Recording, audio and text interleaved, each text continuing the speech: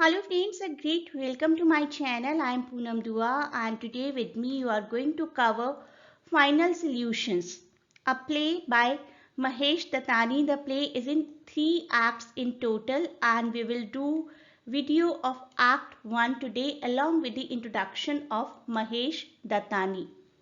साथ ही साथ मैं आपको बताती जाऊंगी कौन कौन से इम्पॉर्टेंट पॉइंट्स हैं जो आपको नोट करने चाहिए एग्जाम पॉइंट ऑफ व्यू से। तो एक रजिस्टर, नोटपैड, पेन कुछ लेकर बैठिएगा इस वीडियो को देखने के लिए। आप सभी प्लेलिस्ट के बारे में जानते ही हैं। Poetry, short story, play, novel, ऐसे इन सब की प्लेलिस्ट है और बहुत ही जल्दी फोनेटिक्स और history of English language in सब के वीडियोस भी आपको मिल जाएंगे बिफोर योर एग्जाम्स। अच्छे से प्रिपेयर करिए, अपने अच्छे अच्छे कमेंट्स वीडियोस में देते रहिए। That will encourage me to create more videos for you. ये प्ले हमें पार्टीशन की तरफ लेकर जाता है। पार्टीशन के टाइम पर जो हॉरर्स हुए थे, जो रॉयट्स हुए थे, जो केयोटिक सिचुएशन हुई थी और किस तरीके से उसके बाद से जो हेट स्टार्ट हुई रिलीजियस कॉन्फ्लिक्ट की फॉर्म में, वो आज तक भी चल रही है। यही सब कुछ है जो महेश दत्तानी ने अपने इस प्ले में बताने की कोशिश की है। छोटे छोटे फैक्ट्स को नोट कर लीजिए। फाइनल सोल्यूशन एक स्टेज प्ले है 3 एक्ट्स में। ये क्वेश्चन आ सकता है। It was performed eight Guru Nanak भवन बेंगलोर ऑन जुलाई 10, 1993 सबसे पहले, और सब्सिक्वेंटली तो बहुत परफॉर्मेंस होती रही हैं और आज तक भी चल रही हैं। And it was also directed by Alec Padmasi, who is a great stage director and a good friend of Mahesh Dattani. Dattani अपने इस प्ले के बारे में क्या कहते हैं? हर लाइन को पढ़िए, किसी भी चीज को फॉरवर्ड या इग्नोर मत करिए। कहीं ना कहीं में भी क्या क्लिक कर जाए आपको एग्जाम के लिए जो इम्पोर्टेंट हो। I wrote this play in late 80s at the request of my mentor and theatre personality Alec Padmasi. The story is a result of several interviews with people who experienced riots in Ahmedabad and also personal stories of Muslim and Hindus who helped save people. लोगों ने एक दूसरे को मारा भी था और बचाया भी था. That is the irony. The narrative by young bride in the story was inspired by my mother's stories of her childhood in Jamnagar. तो ये लास्ट की लाइन हो सकता है आपको MCQ फॉर्मेट में आ जाए कि किस तरीके से स्टोरी के एक कैरेक्टर इंस्पायर्ड है हमारे राइटर की मदर की स्टोरीज से। आप में से कुछ लोग ऐसे होंगे जो कई कई सालों से मेरे वीडियोस देखते आ रहे हैं और वो सब जानते होंगे कि मैं राइटर्स पर हमेशा बहुत कॉन्सेंट्रेट करती हूँ। राइटिंग पर तो करती ही करती हूँ, टेक्स्ट पर यस, लेकिन राइटर के बारे में जानना भी बहुत ही ज़रूरी है। Mahesh Dattani is considered as one of the best Indian playwrights and he writes his pieces in English. Actor, playwright, director, ये सब कुछ है वो। 1986 में उन्होंने अपना फर्स्ट प्ले लिखा था Where There Is a Will. Where There Is a Will अगर आप just like that for information जानना चाहते हैं तो you can find even this video Where There Is a Will Mahesh Dattani और मेरा नाम लिखेंगे YouTube सर्च में तो you will find it easily. तो फर्स्ट प्ले तो हो गया where there is a will, जिसको आप लोग जरूर देखिए, काफी अच्छा प्ले है at least to get some knowledge about Mahesh Dattani. और इसके बाद उन्होंने प्लेज लिखे final solutions, night queen, dance like a man, Tara and 30 days. Tara भी काफी पॉपुलर है इनमें से। And from 1995 he started working exclusively in theatre. बहुत ही प्रोमिनेंट थिएटर पर्सनालिटी है महेश दत्तानी। छोटे छोटे फैक्ट्स याद रखने हैं। The first playwright to be awarded the Sahitya Akademi award. इसको लेकर बहुत कंफ्यूजन होती है। First playwright is Mahesh Dattani and first novelist RK Narayan. ये डिफरेंस आपको याद रखना है। He got this award in 1998 year याद रखना है। BBC रेडियो के लिए भी प्ले लिखते हैं। He was also one of the 21 playwrights chosen by BBC to write plays to commemorate Chaucer's 600th anniversary in 2000। कौन से राइटर को कमेमोरेट करने के लिए महेश दत्तानी को चूज किया गया था? कौन सी ऑर्गेनाइजेशन के द्वारा चूज किया गया था? That is BBC। कौन से राइटर? दैट इज चौसर। कौन सा बर्थडे? 600th anniversary. तो ये सब कुछ आपको याद रखना है। महेश दत्तानी ने बॉलीवुड में भी अपना कंट्रीब्यूशन दिया है but it is not that well known, बहुत पॉपुलर नहीं है वो बॉलीवुड में। थिएटर उनका बेसिक फील्ड है ना, तो थिएटर उनकी एक एक्सपर्टीज है। उनकी play dance like a man को कन्वर्ट किया गया था मूवी में, which was directed by Pamela Rooks and starred Shobhana Arif Zakaria, जो कि बहुत पॉपुलर बॉलीवुड एक्टर हैं, and Anushka Shankar. Best picture in English at the national panorama, ये अवार्ड भी मिला है। थोड़ी ऑफ बीट मूवीज बनाना पसंद करते हैं, उन्होंने खुद डायरेक्ट की एक मूवी मैंगो सूफल 2002 में। He also wrote and directed morning Raga in 2004, starring Shabana Azmi, जिनको आप सभी जानते होंगे। And this movie is about a Carnatic singer whose life has been traumatized by the loss of her son and her best friend in an accident, and it earned Dattani an award for best artistic contribution to Cairo at the Cairo Film Festival। तो आपको ये सारे facts याद रखने हैं, कौन कौन सी movies में वो इन्वॉल्व रहे हैं एंड कौन सी मूवी उन्होंने डायरेक्ट की है। May be this can be A question. अब बात करते हैं अपने इस प्ले के बारे में थोड़ी सी, फाइनल सॉल्यूशंस। फाइनल सॉल्यूशन देखिए, उन्होंने लिख तो लिया था लेट 80s में, और पहली परफॉर्मेंस होनी थी 1991 में। 1991 बहुत ही हॉट पीरियड रहा है इंडिया के लिए, जब अयोध्या इंसिडेंट हुआ था, बाबरी मस्जिद इंसिडेंट हुआ था, राइट। उस टाइम पर ऐसा कोई प्ले रिलीज करना जिसमें ऑलरेडी हिंदू मुस्लिम केओटिक सिचुएशन है, it could be very much controversial. So according to Dattani, the first show in 91 was cancelled due to the incident in Ayodhya. After 1991, it actually took 2 more years for the play to be staged in Bangalore, which was being organized by an NGO. In fact, Padmasi, Alak Padmasi, आपको नाम याद रखना है, Padmasi produced the play in Bombay and toured with it to all the major cities, and however, there has been no criticism of the play's political content. उस time से लेकर आज तक पॉलिटिकल कंटेंट को किसी ने कंट्रोवर्शियल तो नहीं बनाया, क्रिटिसाइज तो नहीं किया। So this is what Dattani says, who went on to receive the Sahitya Akademi award for final solutions 2। Basically the story is about communal violence. दो मुस्लिम बॉयज किस तरीके से एक हिंदू गुजराती फैमिली के घर में आ जाते हैं, और उनके अराइवल से किस किस की किस तरीके की मेमोरीज इवोक होती हैं, और किस किस के क्या क्या स्टीरियोटिपिकल प्रेजुडिसेस सामने आते हैं, और क्लाइमैक्स बहुत ही बेहतरीन है।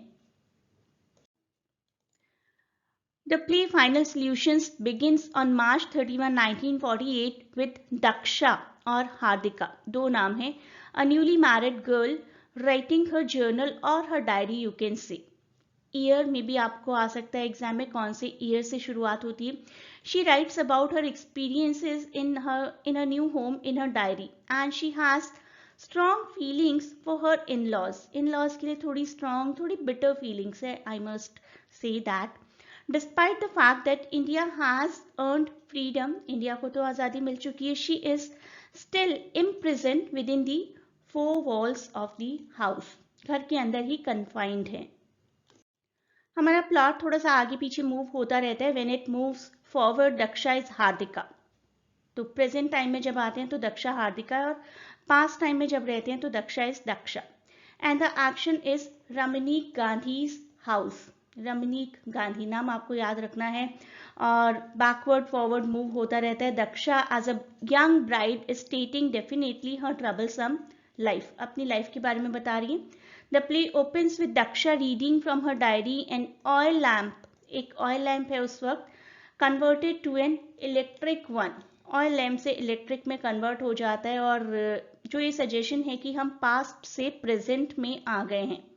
Daksha thinks that she is a young girl who does not matter to anyone outside her home, घर के अंदर ही कैद होकर रह गई और घर के बाहर उनकी कोई वैल्यू ही नहीं है। देखिए अपनी डायरी से वो क्या बात करती हैं। I am sharing my innermost thoughts with you, nobody else knows what I think और how I feel except now you.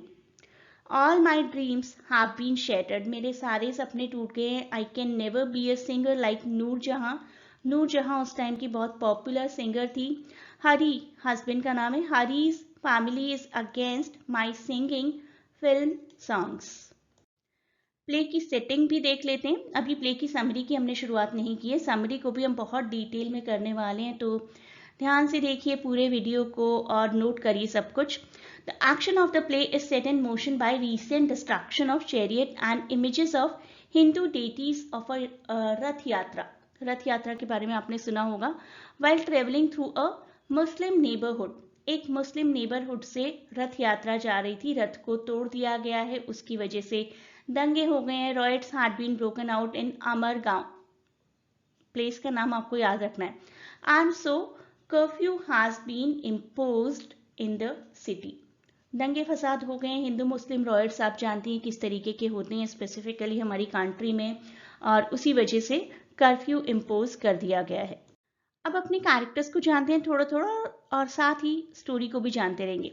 Daksha और Hardika has a good taste for the songs of Shamshad Begum and Noorjahan, काफ़ी popular Indian singer रह चुके हैं और दोनों ही country से एसोसिएटेड हैं, एक्चुअली पाकिस्तान से भी। तो आप पोस्टल स्टैम्प्स देख सकते हैं इन दोनों के नाम की, और किसी के नाम की पोस्टल स्टैम्प बनाई गई है तो obviously the person is very much prominent.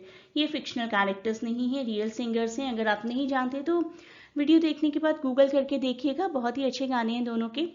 So come back to our play. She even wanted to become a singer like them, but due to family restrictions, her desires remained unfulfilled. She got a chance to visit a Muslim girl, Zareen. उनकी एक दोस्त है Zareen नाम की, who also had a great taste for the songs of Noor Jahan and Shamshad Begum, and in a course of time they become best friends. Best friend बनने के लिए सबसे ज़रूरी चीज़ क्या होती है? Common interest. कॉमन इंटरेस्ट अगर दो लोगों के हैं बहुत ही ज़्यादा स्ट्रॉन्ग, पैशनेट, तो कई बार ऐसा होता है कि दो लोग बहुत अच्छे फ्रेंड्स में कन्वर्ट हो जाते हैं।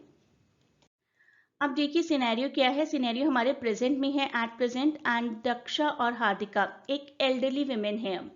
अ Hindu gods idol is dismantled, लोगों में एक र्यूमर फैल गई है या एक बात फैल गई है, नो वन नोज कि इज इट अ फैक्ट और नॉट, कि हिंदू किसी गॉड की आइडल को तोड़ दिया गया है। And there are rumours that it is deliberately broken down by a Muslim. And as a result of the hostility between Hindus and Muslims, slogans by mob from both sides are heard alternatively. तो दोनों एक दूसरे के साथ लड़ने में लगे हैं, नारे लगा रहे हैं, रॉयट्स हो गए हैं। That is the scenario at present. कुछ कैरेक्टर्स को जान लेते हैं। हार्दिका को तो हमने अभी जाना ही, जो कि नूर जहां की फैन है। उनके सन रमनीक और उनकी ग्रैंड डॉटर यानी कि रमनीक की डॉटर दैट इज स्मिता, और स्मिता की एक मुस्लिम फ्रेंड तस्नीम। इन कैरेक्टर्स को जानिए। शुरुआत के सीन में स्मिता फोन पर किसी से बात कर रही है। She is talking to the family of Tasneem और उनको अश्योर कर रही है कि तस्नीम सेफ है। तस्नीम ने एक्चुअली अभी अभी स्मिता की फैमिली को और अपनी फैमिली को कॉल करके बताया कि उनके हॉस्टल के पास एक बॉम्ब ब्लास्ट हुआ है, इसीलिए सभी लोग वरीड हैं तस्नीम की सेफ्टी को लेकर। तो हर तरफ एक टेंशन भरा माहौल है। हार्दिका अपनी डॉटर इन लॉ को यानी कि अरुणा को, जो कि रमनीक जी की वाइफ और स्मिता की मदर हैं, उनको इंस्ट्रक्ट करती है कि सारे दरवाजे खिड़कियां बहुत ही अच्छे से चेक कर लो।